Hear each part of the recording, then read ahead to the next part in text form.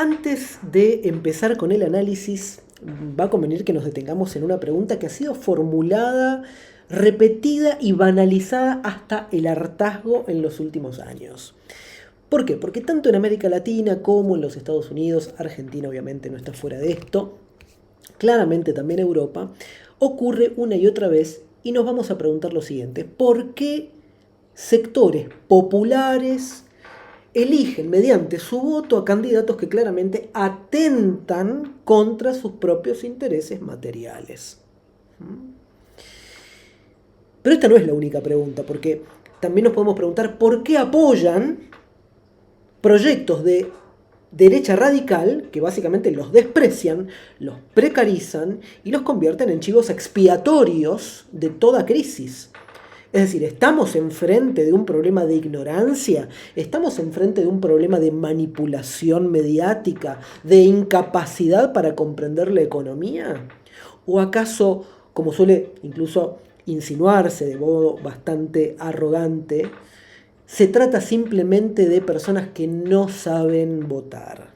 Bueno, esta pregunta, que parece del todo natural, está, sin embargo, según Jesse de Souza, mal formulada. Por lo menos así lo plantea en su libro El pobre de derecha. El error no está justamente en la respuesta, sino en el modo en que estamos planteando la pregunta. Es decir, no se trata, nos dice Souza, de seguir insistiendo con que todo se reduce a información, a fake news, a falta de racionalidad económica. El problema es de otro orden, es más profundo, más humano, más subjetivo. No es la economía el núcleo de la cuestión, es, en definitiva, la humillación. Es decir, no se trata de una cuestión de bolsillo, sino de organización de la acción política, es decir, de la dignidad. Es decir, que el reconocimiento, y acá venimos a aclarar, no el interés económico, es lo que está en juego.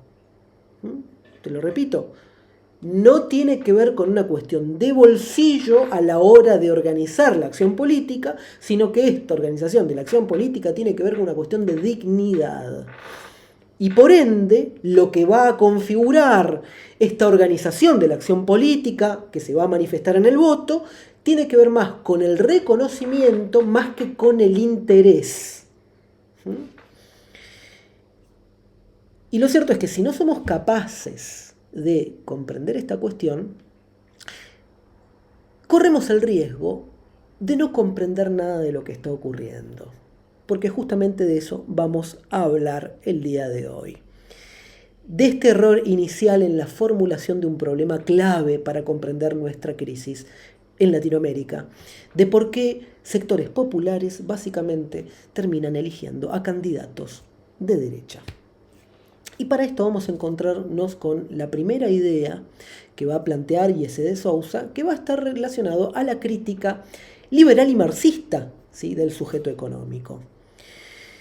Tanto el liberalismo como el marxismo, por distintas vías, por cierto, comparten una presunción. Y esta presunción es que los sujetos humanos somos ante todo racionales en términos económicos. Es decir, que el liberalismo lo que dice es buscamos maximizar beneficios y minimizar costos, y el marxismo dice actuamos según nuestra propia posición en la estructura de clases.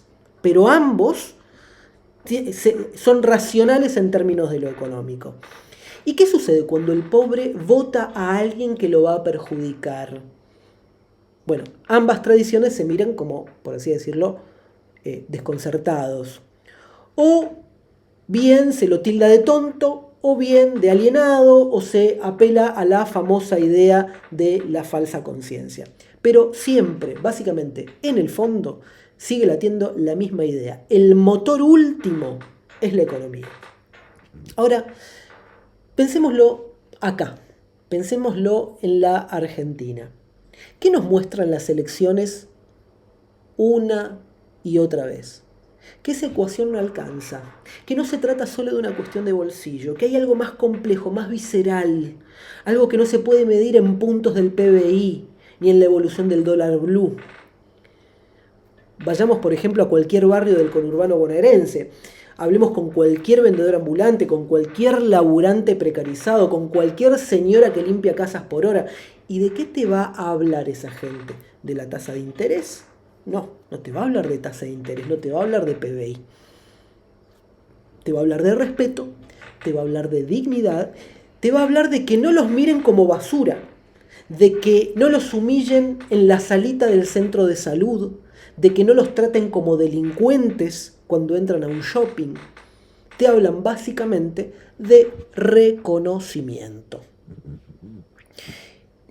Y básicamente esa es la herida.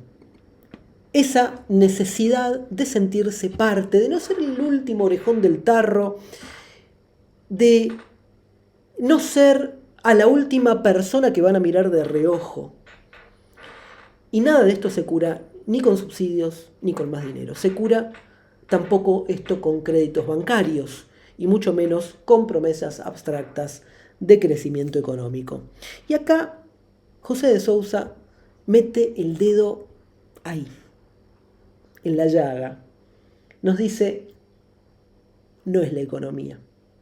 O no es la economía, estúpido, como ya dijo en algún momento alguien acá en Argentina. Es la herida moral, es la humillación cotidiana, esa que no aparece en los discursos de campaña, pero que organiza la vida entera.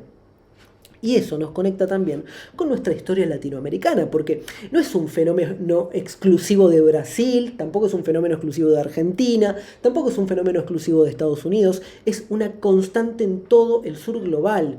El desprecio, la vergüenza social, el racismo soterrado, la estigmatización del pobre, del negro, del morocho, del cabecita, del inmigrante, del planero.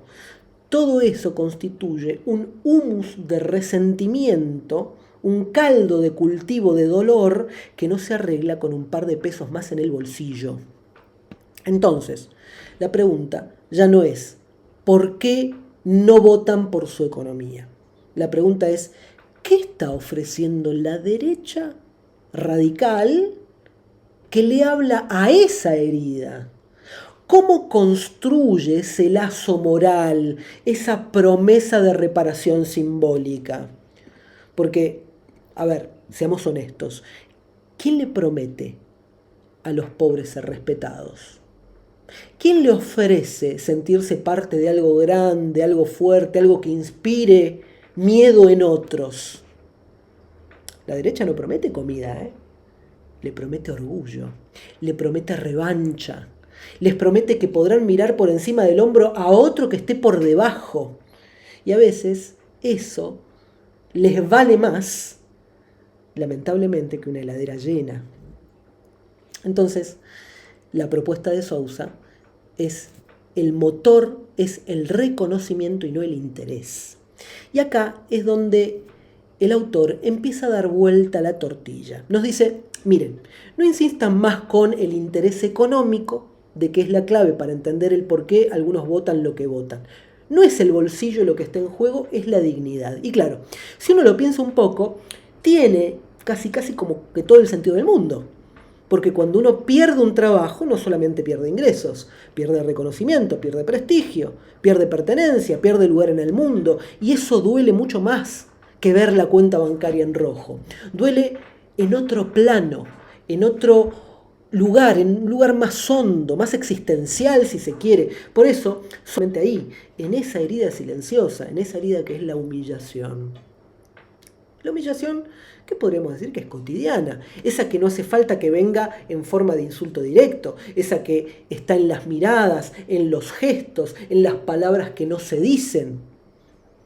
Está en el tono con el que es atendido el individuo en la ventanilla del banco, en la forma que te revisan en un supermercado, en cómo te miran cuando decís de dónde venís, en dónde vivís.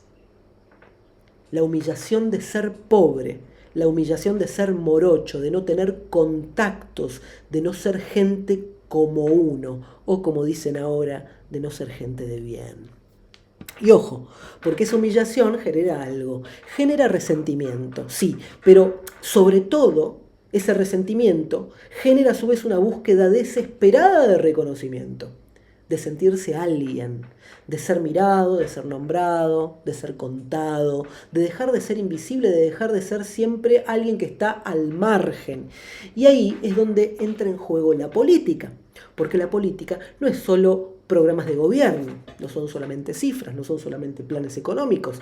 La política también es una esfera simbólica, una promesa de sentido, una promesa de futuro, una forma de decir vos valés, vos sos parte, vos sos mejor que otros. Y en esto la nueva derecha radical lo entendió mucho antes que la izquierda. Mientras que la izquierda sigue hablando de redistribución, de justicia social, de derechos laborables, la derecha se metió en otro terreno, el terreno del orgullo herido, del resentimiento, del falso mérito. La derecha no dice, vamos a hacer que tengas más plata. La derecha dice, vos no sos como esos otros, vos sos decente, vos sos trabajador, vos sos el lado bueno. Y esa oferta, para alguien que lleva años tragando humillaciones, es irresistible. No importa que le sigan robando, no le importa que lo sigan explotando, si al menos le devuelven un poquito de orgullo, si al menos le permiten pensar que no es el último de la fila, que hay otros a los que puede mirar de arriba, a los inmigrantes, a las mujeres pobres, a los negros, a los gays, a los que reciben planes, a los cartoneros.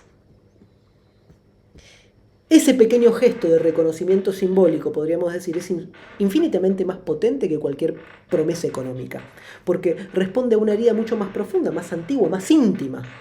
Y acá es inevitable no acordarnos de Hegel, por ejemplo, porque, por ejemplo, en la fenomenología del espíritu, Hegel lo va a decir de forma muy clara: el hombre no desea simplemente cosas, desea el deseo del otro.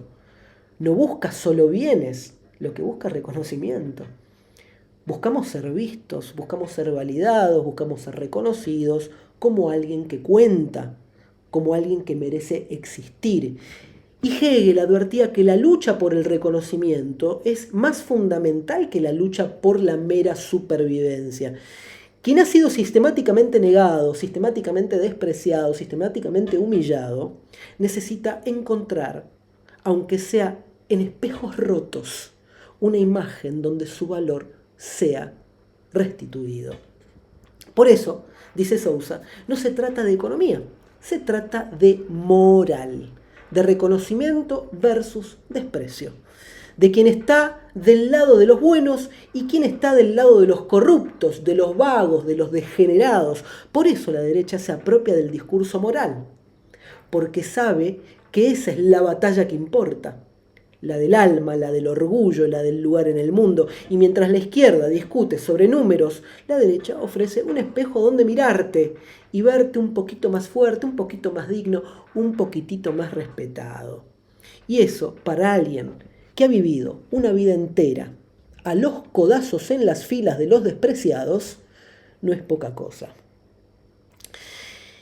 Y acá nos encontramos con un punto que es crucial, que tiene que ver con el título un poco de la charla, que es el síndrome del Joker. Porque nos va a hablar de la humillación estructural.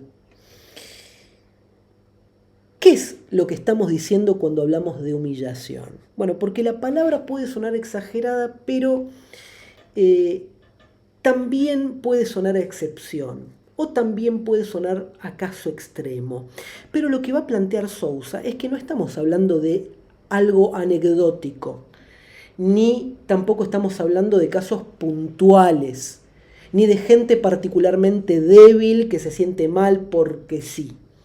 Estamos hablando de una estructura social que produce, una estructura social que reproduce y distribuye humillación como si fuera parte de su misma lógica interna. Y es ahí donde aparece esa figura del Joker. Una figura del Joker que es como un símbolo. No como personaje aislado en la película, sino como una especie de radiografía moral, emocional del sujeto neoliberal.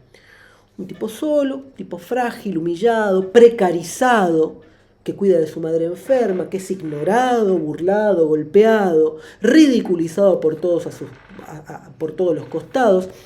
Obviamente no es un monstruo, tampoco es un loco.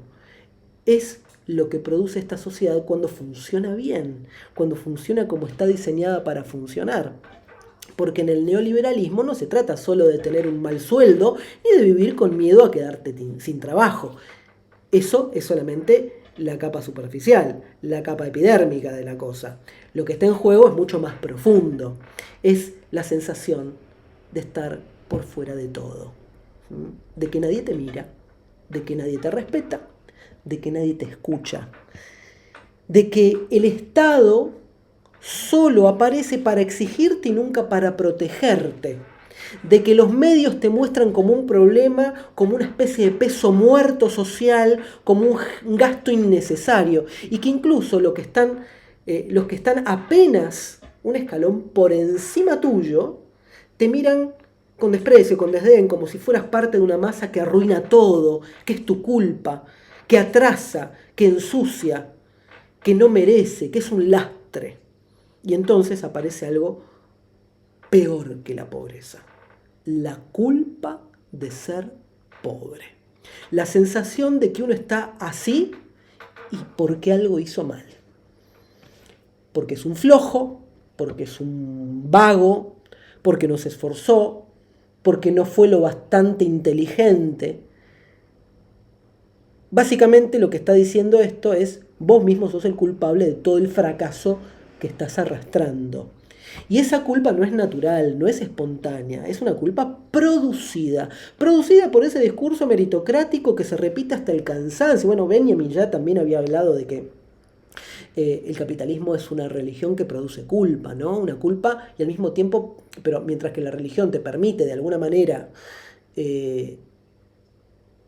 resarcir esa culpa, ya sea mediante rituales, mediante oraciones, mediante un pedido de perdón, mediante la sangre de Cristo que de alguna forma se derrama por nuestros pecados y entonces nos podemos reconciliar con Dios. Lo que pasa en el capitalismo es que esa culpa nunca es suficiente. Siempre hay algo malo que hiciste o no lo sos lo suficientemente bueno como para estar en otro nivel. Bueno, y ese discurso termina calando muy hondo porque destruye no solamente el bolsillo, sino que también destruye el alma. Te hace vivir tu propia humillación como un fracaso personal, no como un problema político, no como una injusticia social. Te hace tragar la culpa, te hace tragar el resentimiento y te hace tragar la vergüenza. Te deja solo con la bronca, encerrado en vos mismo y al mismo tiempo no pudiendo percibir salida. Y cuando uno está solo, está humillado, cualquier promesa de revancha suena dulce.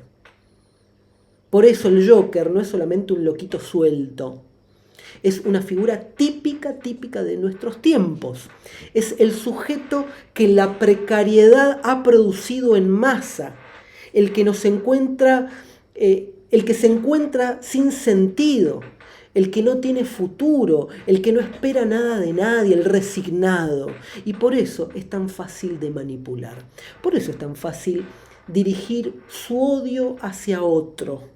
Hacerle creer que la culpa no es del rico, no es del empresario, no es del sistema, sino del inmigrante, del pobre más pobre, del diferente, del vulnerable, del gay, del colectivo LGTB. Porque cuando básicamente no tenés nada, al menos querés tener a alguien a quien despreciar, alguien que esté por debajo, aunque sea para no sentirte del todo perdido, podríamos decir. Y ahí es donde esta estructura social se cierra sobre sí misma, produce humillación y después ofrece revancha en cuotas, y así garantiza que todo siga exactamente igual. Si seguimos esta línea de Sousa, lo que podemos desprender de esta figura del sujeto humillado, del Joker, es una consecuencia que no siempre se quiere ver. Y es que la humillación no genera solidaridad. La humillación no hace mejores a las personas. La humillación no construye empatía. No abre puertas hacia una conciencia social, hacia la organización colectiva En muchos casos lo que genera justamente es esto otro, resentimiento. Y el resentimiento sabemos que no es un sentimiento abstracto y mucho menos es un sentimiento neutro. El resentimiento busca salida, busca un objeto sobre el cual descargarse. Busca justamente una víctima el resentimiento. Y nunca mira hacia arriba. Nunca se dirige contra quienes verdaderamente producen las condiciones de la humillación. Siempre mira hacia los costados y obviamente también hacia abajo. Por eso la experiencia de la humillación cotidiana, de la precarización vital, termina desplazando su violencia hacia otros sujetos que están incluso en situaciones más frágiles. Los inmigrantes, las mujeres, las minorías sexuales, las comunidades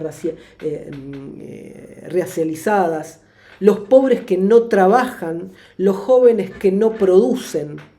Se construye así una especie de imaginario interno.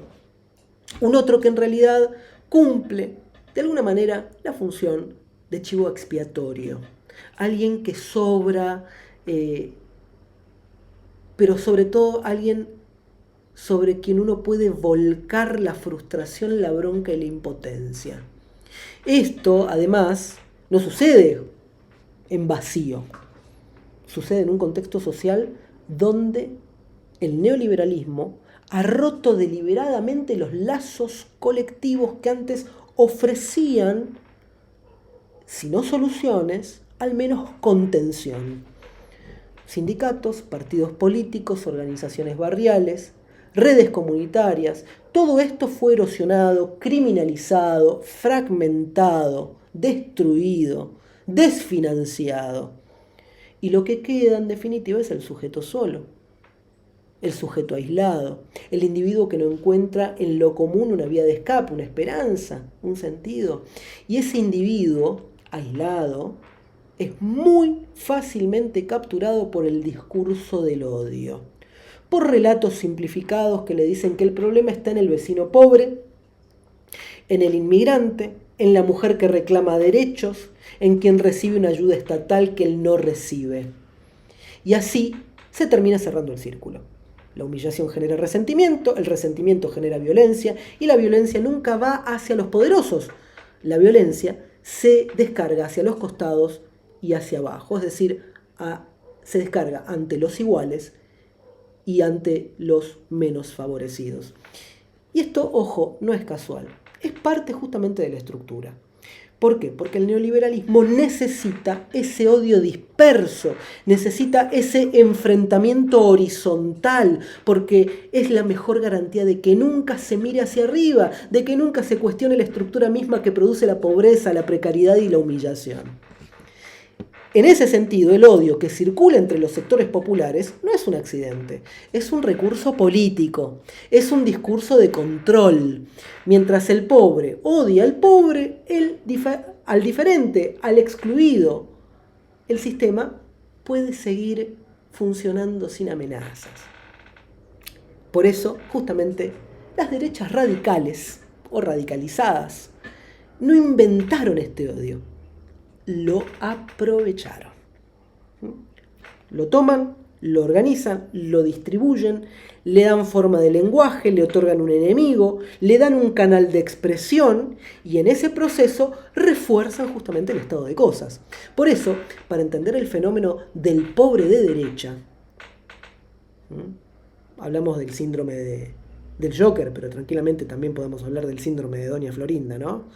Este personaje del Chavo del Ocho que estaba en la misma vecindad que Don Ramón, pero ella despreciaba a Don Ramón porque era parte de la chusma, ¿no? Ella era distinta, ella se creía un poquito más elevada. Entonces, esta es la forma de comprender de alguna manera esta cuestión del pobre de derecha, ¿no? Porque hay que entender también que acá hay un paso decisivo. De la humillación a la violencia simbólica, del resentimiento íntimo al odio social y de la frustración personal a la cruzada colectiva contra el otro.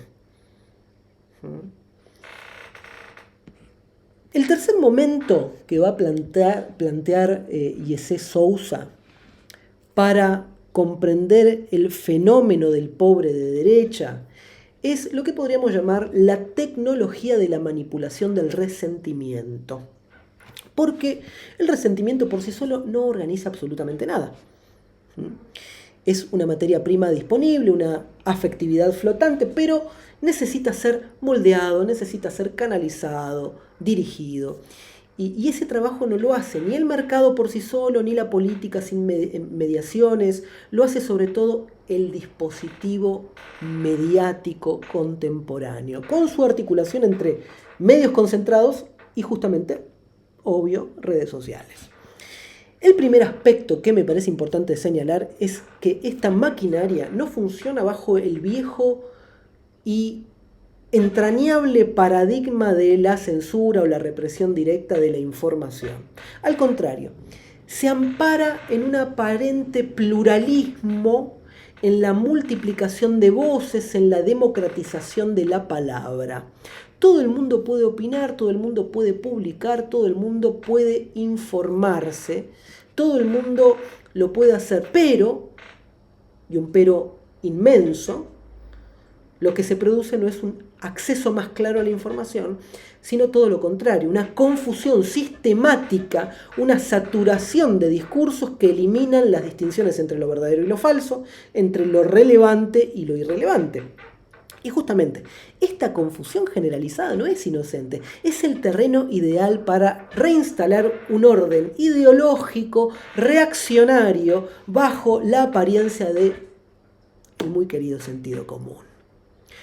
Los grandes medios concentrados, aliados justamente a los intereses de las élites económicas y a las redes sociales, diseñadas algorítmicamente para reforzar prejuicios, miedos, emociones primarias, terminan construyendo un sujeto que se percibe a sí mismo como libre, incluso cuando reproduce, sin saberlo, las narrativas de sus propios opresores. Se presenta como rebeldía lo que en realidad es sumisión.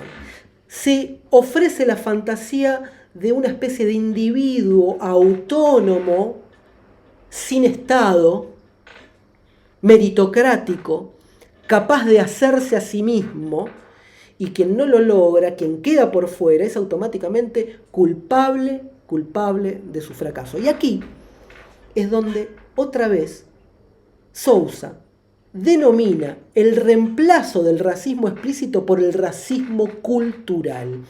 Ya no se justifican las desigualdades diciendo que unas razas son superiores a las otras. Eso ya obviamente está mal visto, fue desplazado del discurso público explícito, pero se lo sigue diciendo mediante otras vestimentas, otros disfraces, otros ropajes. La cultura del pobre, la cultura del inmigrante, la cultura del negro, la cultura del planero, son vistas ahora como las responsables de su destino. Y acá parece que la pobreza, la exclusión, la precariedad no son vistas como el resultado de estructuras de explotación, de desigualdades históricas, sino como consecuencias naturales de estilos de vida defectuosos. Esta operación es central porque para poder comprender la razón por la cual los pobres pueden terminar identificándose con sus verdugos es clave, porque este racismo cultural ofrece una coartada moral. No es odio, es defensa de los valores, no es discriminación, es amor por la patria, no es violencia, es protección de la familia. Y así se empieza a construir poco a poco un orden de desigualdad, pero bajo el manto de la ética, bajo la máscara de la moral pública.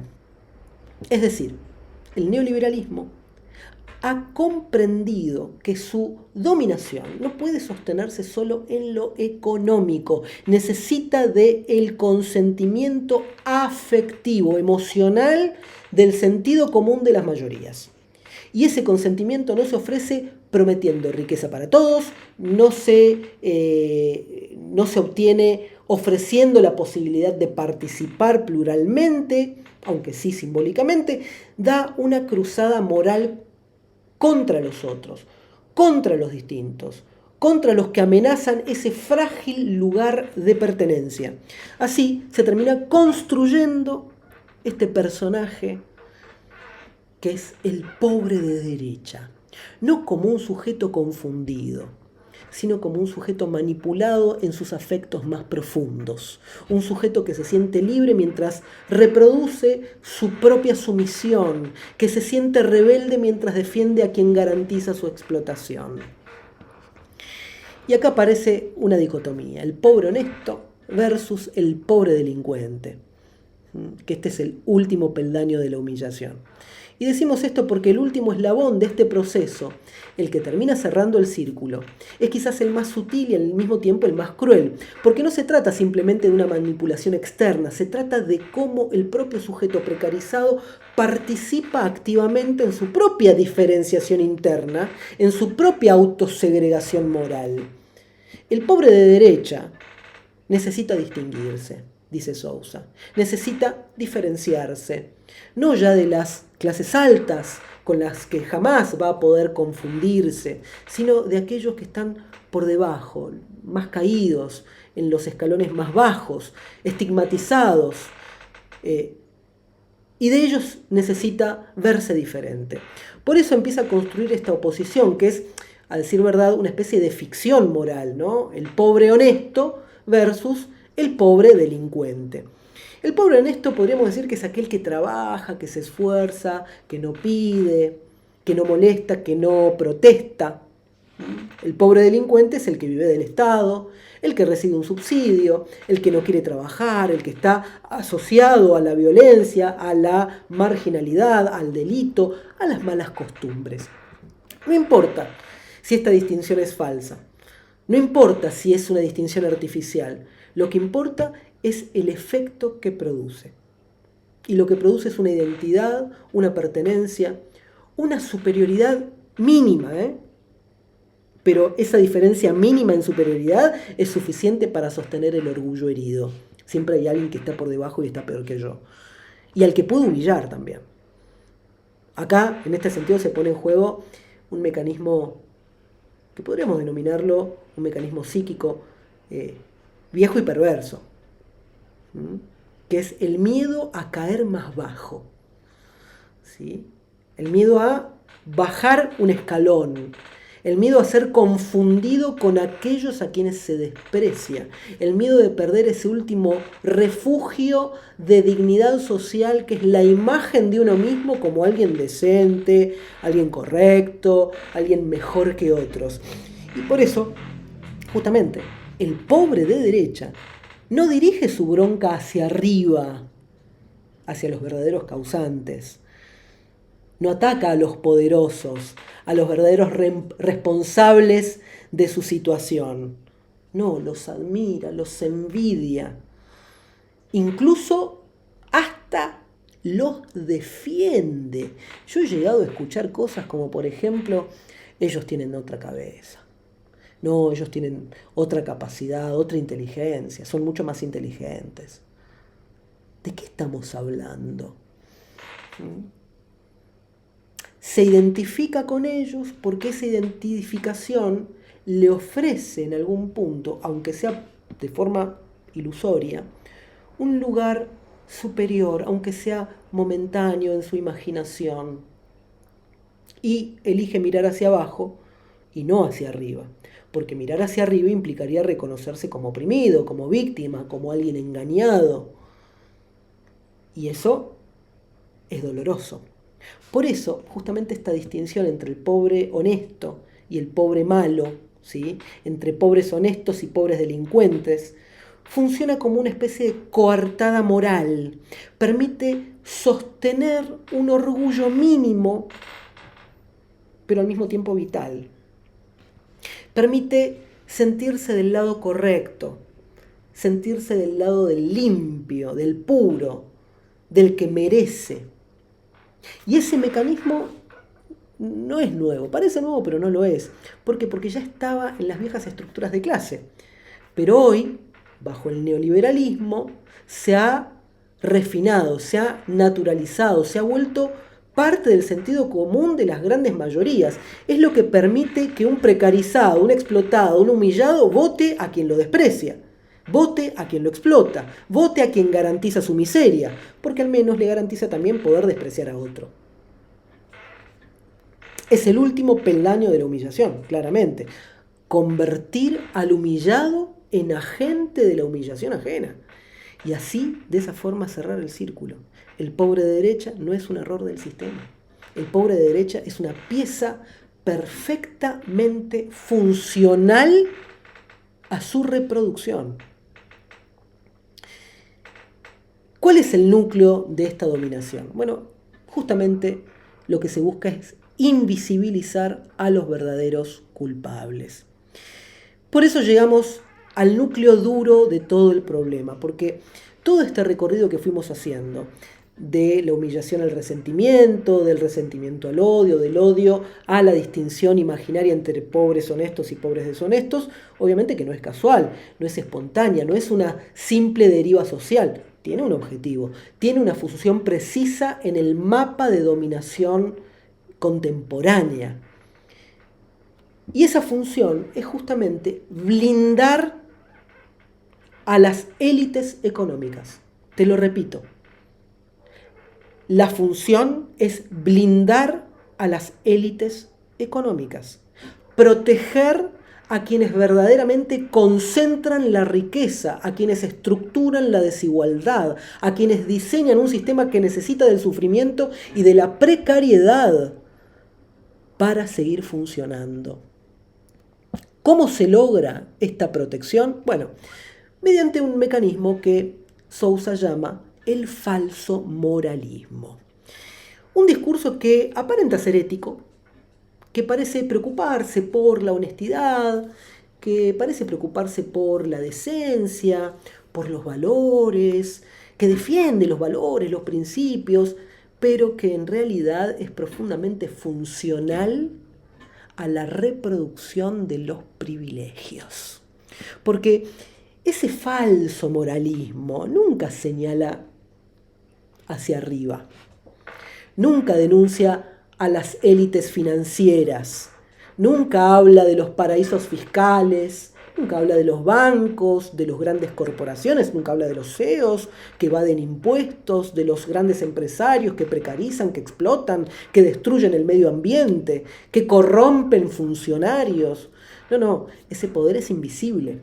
Y lo que es invisible no puede ser obviamente cuestionado. En cambio, el falso moralismo dirige su dedo acusador hacia abajo, hacia el pobre que recibe un plan social, el planero, hacia el que vive en la villa, el villero, hacia el inmigrante, hacia el que supuestamente no quiere trabajar, el vago, no quiere trabajar, no quiere esforzarse, hacia el que vive de la mía, el que vive de mis impuestos, de la mía.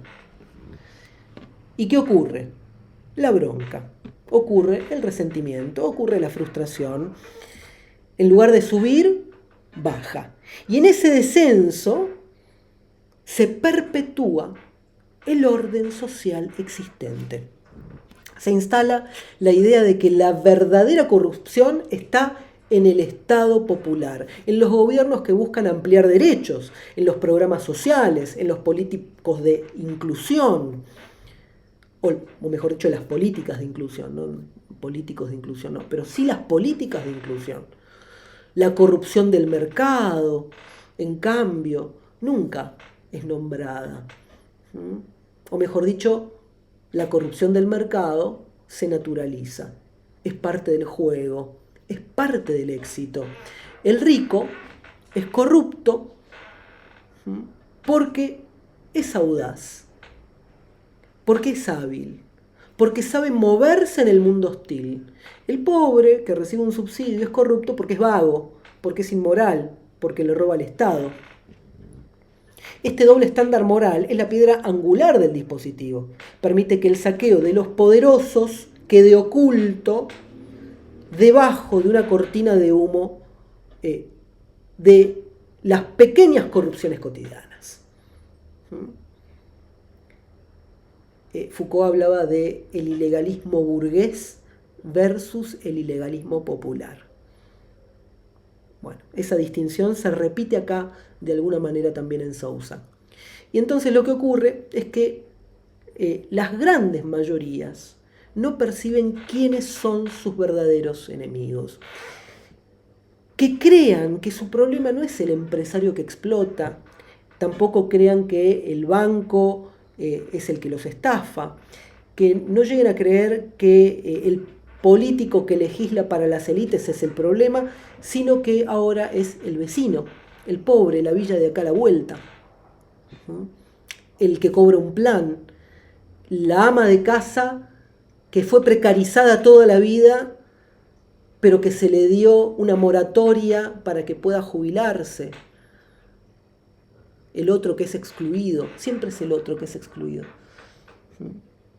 Por eso, de alguna forma, el autor, Sousa, va a decir que el falso moralismo no es una anécdota del debate público, es un instrumento central en la arquitectura de la dominación contemporánea, un dispositivo que garantiza que los de abajo nunca miren hacia arriba, que sus energías se desgasten peleándose entre ellos, que sus odios se orienten contra los más débiles y que justamente los poderosos siguen haciendo lo suyo, invisibles, impunes y tranquilos.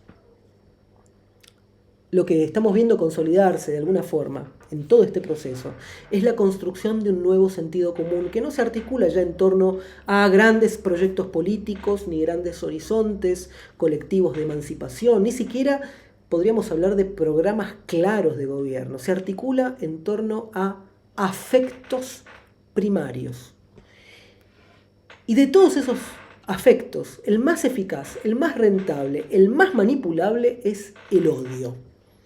El odio funciona hoy como una brújula moral. Organiza lo que está bien, organiza lo que está mal, dibuja el mapa de los enemigos y de los aliados, simplifica lo complejo, ofrece respuestas donde podríamos decir no hay certezas, crea certezas donde solo había preguntas. El odio, podríamos decir, tiene la capacidad de restituir un mínimo orden en un mundo que aparece como caótico, desbordante, como incierto.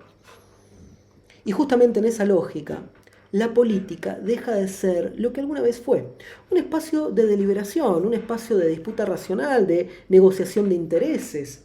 La política así se convierte en una cruzada moral, una lucha entre buenos y malos, entre los que defienden los valores y los que atacan los valores, los que trabajan y los que viven del Estado, entre los que respetan las tradiciones y los que quieren destruir las tradiciones. Bueno, justamente en esta narrativa que parece a simple vista infantil, simple, hasta maniquea, es precisamente su fortaleza. Ofrece claridad en un mundo que ya no la ofrece por ningún otro lado. Ahora bien, ¿qué papel juega ese odio en la subjetividad del pobre de derecha? Bueno, juega un papel crucial. ¿Por qué? Porque el odio funciona como un placebo para la humillación. No resuelve la precariedad, no te llena la heladera el odio, no te mejora las condiciones de vida, pero ofrece algo casi igual de importante para quien ha sido sistemáticamente despojado. Le ofrece un sentido, le ofrece una causa, le ofrece una pertenencia, le ofrece un enemigo. El pobre de derecha odia para no tener que mirarse a sí mismo como víctima. Porque reconocerse víctima sería enfrentarse a la propia vulnerabilidad, a la propia impotencia, a la evidencia de haber sido engañado, a la evidencia de haber sido explotado, de haber sido descartado por los de arriba, y esa evidencia es intolerable. Es más fácil, mucho más llevadero, mucho más soportable trasladar esa bronca y ese odio hacia el otro, hacia el diferente, hacia el más frágil, hacia el que no puede defenderse, que es el inmigrante, la minoría sexual, la mujer que reclama derechos, la ama de casa que cobra su jubilación de moratoria, el militante social, la persona que tiene un comedor y alimenta a otros, el indigente que está en la calle y no puede dormir bajo el frío y que muere en muchas ocasiones bajo el frío. Bueno, ese odio no es solamente un error, es defensa psíquica. Es un modo de sostener una identidad que tambalea, una manera de no caer del todo en ese abismo de insignificación social. Y lo más perverso es que ese odio es cuidadosamente cultivado, amplificado, direccionado por quienes se benefician de él. Los medios, los algoritmos, los influencers políticos, los políticos reaccionarios lo terminan alimentando a diario. Porque saben que ese odio es lo que impide que los pobres se reconozcan en sus verdaderas condiciones. Que en lugar de mirar hacia arriba, que en lugar de mirar hacia quien verdaderamente los están explotando, sigan mirando hacia los costados, hacia abajo. Que en lugar de organizarse, se fragmenten y se aíslen. Que en lugar de construir comunidad, empecemos a levantar los muros. Y así, otra vez, se cierra el ciclo. La humillación produce resentimiento. El resentimiento se canaliza en odio. El odio consolida identidad imaginaria de superioridad moral. Y todo ello garantiza que nada cambie. Que los poderosos sigan siendo invisibles, que los débiles sigan peleándose entre sí. Este es, en última instancia, el núcleo central del pobre de derecha. No su irracionalidad, no su ignorancia, no su maldad, sino su necesidad de sostener, aunque sea en el odio, una dignidad que el sistema de alguna forma le ha negado.